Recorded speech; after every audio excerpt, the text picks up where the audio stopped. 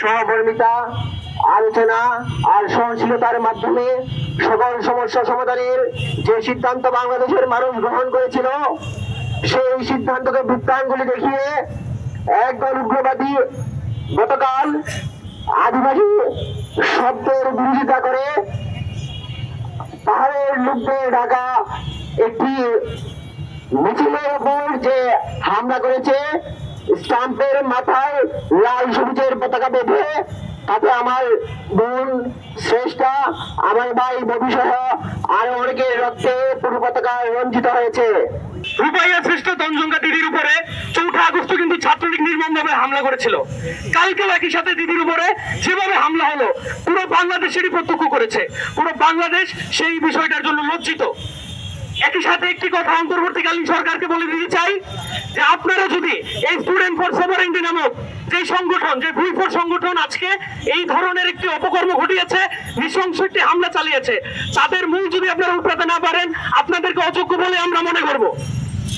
আরেকটি কথা স্পষ্টভাবে জানিয়ে দিতে চাই, রূপাইয়া শ্রেষ্ঠ তঞ্জঙ্গা দিদি আমাদের ভয়েস, তিনি সবসময় তাদের অধিকারের জন্য লড়াই করে যাবেন। কেউ যদি বাধা দিতে আসে, তাদেরকেও আমরা দেখে ছাড়বো। বাংলাদেশ এই ক্ষত কখনো ভুলবে না যে ক্রিকেট স্টাম্পের উপর বাংলাদেশের পতাকা পেঁচায় বাঙালিরা বাংলাদেশের রাজধানীর বুকে আদিবাসীদেরকে মাটিতে ফেলে পিটানো হয়েছে তাদের অস্তিত্বের স্বীকৃতি চাওয়ার জন্য। এটা কখনো বাংলাদেশ ভুলবে না। এই ধরনের ভায়োলেন্স আমরা সবসময় দেখে আসি, এটা কখনো জাস্টিফাইড না। তবে আমরা দূর থেকে খবরগুলো দেখি, পার্বত্য চট্টগ্রাম, খাগড়াছড়িতে এই ধরনের দেখি।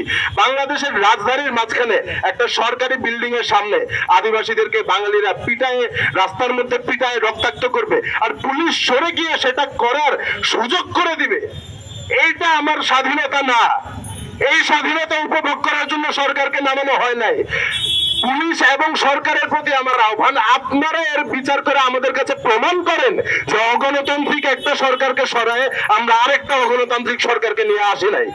আমাদের সাংবাদিকতা বিভাগের 3 জন শিক্ষার্থী সহ অনেক শিক্ষার্থী তাদের বৈষম্যহীন একটি রাষ্ট্র গঠন করার জন্য যে দাবি নিয়ে সোচ্চার হয়েছে, তাদেরকে সেখানে লাঞ্ছিত করা হলো, তাদের উপর বর্বরোচিত হামলা করা হলো এবং তাদেরকে হসপিটালাইজ করা হলো।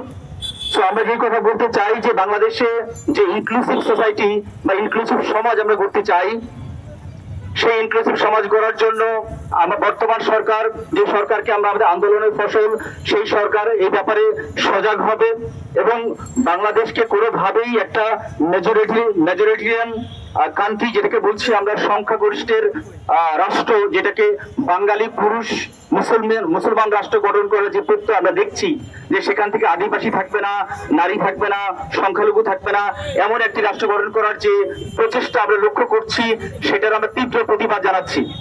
তো আমরা বলতে চাই, এই আন্দোলন হচ্ছে ছাত্র জনতার আন্দোলন, এই আন্দোলন হচ্ছে শিক্ষার্থীদের আন্দোলন, এবং এই আন্দোলন বিগত সরকারকে পতনে বাধ্য করেছে এবং সেই শিক্ষার্থীদের উপর আবার এই একই সরকার, যে সরকারের মেয়াদ একটু আগেই বলছিলাম 6 মাস পূর্তি এখনো হয়নি, সেই সরকার থাকা অবস্থায় আমরা দেখছি এই শিক্ষার্থীদের উপর আবার হামলা করা হচ্ছে। সো যে ইনক্লুসিভ সমাজ করার জন্য আমরা একসময় আন্দোলনে ঝাঁপিয়ে পড়েছি, প্রয়োজনে আমরা আবার আন্দোলনে ঝাঁপিয়ে পড়ব, কিন্তু আমাদেরকে একটি বহুত্ববাদী, একটি ইনক্লুসিভ সমাজ এবং রাষ্ট্র ব্যবস্থা তৈরি করতে হবে এবং আদিবাসী থেকে শুরু করে সমাজের সংখ্যালঘু এবং নিম্ন স্তর বা সাবঅল্টার্ন যতগুলো কণ্ঠস্বর আছে, সবকিছুকে এই বিদ্যমান রাষ্ট্র ব্যবস্থা অ্যাকনলেজ করবে, তাদেরকে অ্যাকোমোডেট করবে এবং ইনক্লুসিভ একটি সমাজ গড়বে, সেই প্রত্যয় নিয়ে এবং যারা এই যে হামলার সাথে জড়িত তাদের দৃষ্টান্তমূলক শাস্তি এবং তাদেরকে চিহ্নিতকরণ, দৃষ্টান্তমূলক শাস্তি ব্যবস্থা করতে হবে, এই দাবি জানিয়ে আমি এখানে শেষ করছি।